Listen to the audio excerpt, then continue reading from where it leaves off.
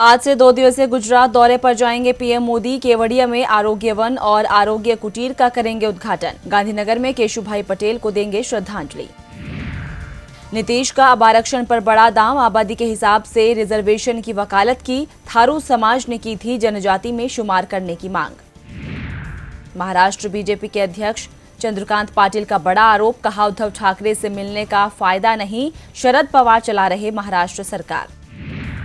उत्तर प्रदेश की योगी सरकार ने भी महामारी को बनाया हथियार। सरकार का बड़ा फैसला, अब सिर्फ 600 रुपए में होगा वायरस का टेस्ट।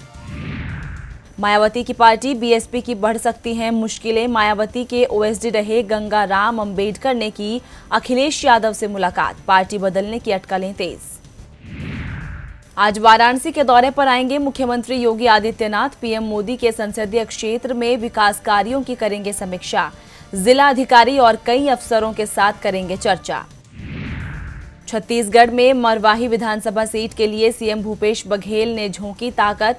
जैतहरी अनूपपुर में जनसभा को करेंगे संबोधित। गौरेला में भी गरजेंगे सीएम बघेल। राजधानी दिल्ली का प्रदूषण स्तर गंभीर श्रेणी में। बवाना में 447 पहुंचा एक्यूआई। आनंद विहार, पटपड़गंज और वजीरपुर में भी सांस लेना हुआ मुश्किल। रक्षा मंत्रालय ने संसदीय समिति की अगले महीने होने वाली लेह यात्रा को टालने की अपील की। रक्षा मंत्रालय के सूत्रों के मुताबिक अभी वहां जाना ठीक नहीं। चेन्नई सुपर किंग्स ने कोलकाता नाइट राइडर्स के खिलाफ करीबी मुकाबले में अंतिम गेंद पर 6 विकेट से हासिल की जीत। हार से कोलकाता की प्लेऑफ की राह हुई मुश्किल। ऋतुराज गायकवाड़ ने जमाया लगातार दूसरा अर्धशतक। पाकिस्तान के मंत्री ने खोली पाक सरकार की पोल। आतंकियों को पनाह देने की बात संसद में कबूली। फवाद चौधरी ने पुलवामा हमले को बताया कामयाबी। पैगंबर पर नाराजगी हिंसा में बदली। लोगों ने लगाए अल्लाहू अकबर के नारे। पहले फ्रांस, अब सऊदी अरब में चाकू से हमला। अमेरिका में H1B वीजा के लिए लॉटरी व्यवस्था समाप्त करने का प्रस्ताव। वेतन आधारित चयन प्रक्रिया अपनाने की सिफारिश। नई व्यवस्था के लिए जारी की जा रही है अधिसूचना। इमरान सरकार को तुर्की से दोस्ती पड़ी भारी। कश्मीर पर सऊदी अरब, ईरान ने दिया बड़ा झटका। ईरान और सऊदी अरब ने अपने देश में कश्मीर पर पाक को कार्यक्रम की अनुमति नहीं दी। ताइवान में दुर्घटनाग्रस्त हुआ फाइटर जेट। एयरफोर्स पायलट की गई जान। ताइवान इस समय चीन के खतरे का कर रहा है सामना।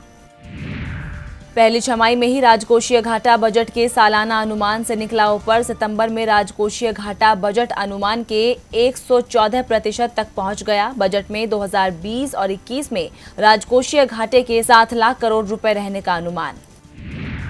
सरकार ने प्याज बीज के निर्यात पर तत्काल प्रभाव से लगाई रोक। घरेलू बाजार में प्याज के बीज के दाम में आ रही थी तेजी। अप्रैल से अगस्त के दौरान प्याज बीज का कुल $5 लाख का निर्यात हुआ। सिर्फ भारत ही नहीं, दुनिया भर में कम हुई सोने की मांग। सोने की मांग जुलाई-सितंबर की तिमाही में 19% घटकर 892 टन रही। सोने की वैश्विक मांग का 2009 की तीसरी तिमाही में सबसे निचला स्तर है।